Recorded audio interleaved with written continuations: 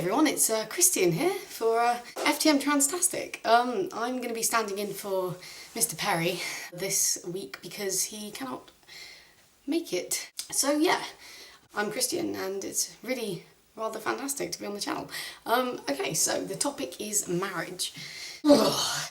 I'm going to talk about marriage as a legal contract because my religious views on marriage aren't really very set in stone.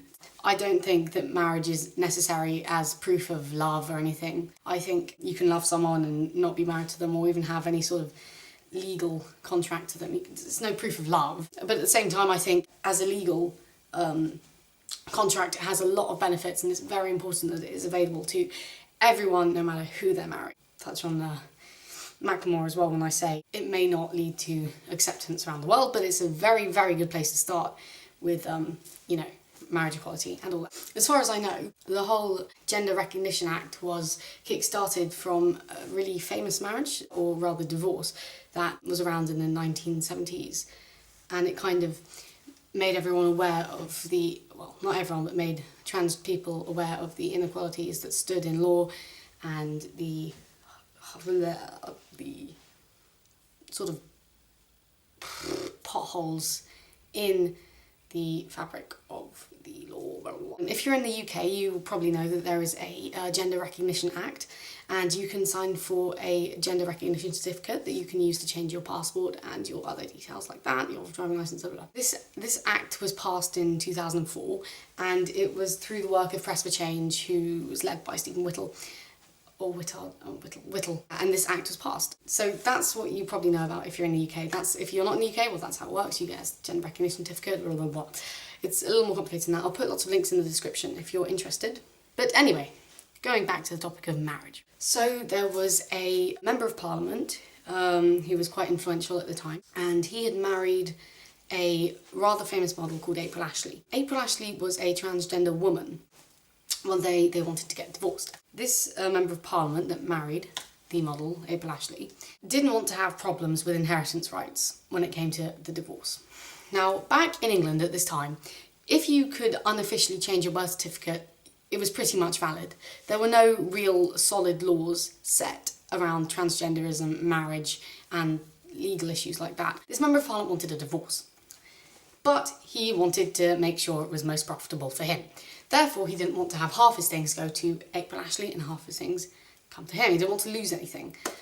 So what did he do? He set up a law that meant April Ashley had to be treated by legal aspects of the rule that she was under as a man. That means that she had married a man as a man, meaning the marriage was homosexual, as we all know didn't exist in the 1970s. Therefore, the marriage was void and annulled, and the marriage never existed, which everything I just said meant the same thing. Therefore, he lost absolutely nothing, and she lost absolutely everything. This fired up a lot of controversy among transgender people at the time. Of course it would have done. They could no longer marry as heterosexuals, or, well, here's an interesting thing. This led to, for example, a lesbian couple it was a lesbian couple, and one of them was a transgender woman, which meant they could marry rather happily. So she married as a man to her wife, but they were a lesbian couple, meaning they could have legal marriage, but in the eyes of the law, she took advantage of the unfairness, it would seem, in English law at the time. If you're interested, like I say, I'll put links in the description. It's quite an interesting story, and if you're interested in law and legal issues like that, it's really good to look at. But yeah, so this sparked off a lot of controversy. But the Gender Recognition Panel was set up, and for those who do not go to the Gender Recognition Panel, this law is still in place, and I find it very interesting. But my views on marriage itself, yeah, like I say, I don't think it's necessary for two people who are in love, obviously. It's completely up to them if they want to get married. I think religiously, if you hold the belief that it creates a spiritual union between two people, then of course, go for it. That's completely your choice, and I think it's wonderful. And the fact that religion even celebrates marriage, you know, even celebrates a lifelong love between two people, I think is very special, considering all the hate that can spur from religion. Peace and love. Peace and love. I can't see myself getting married, ever.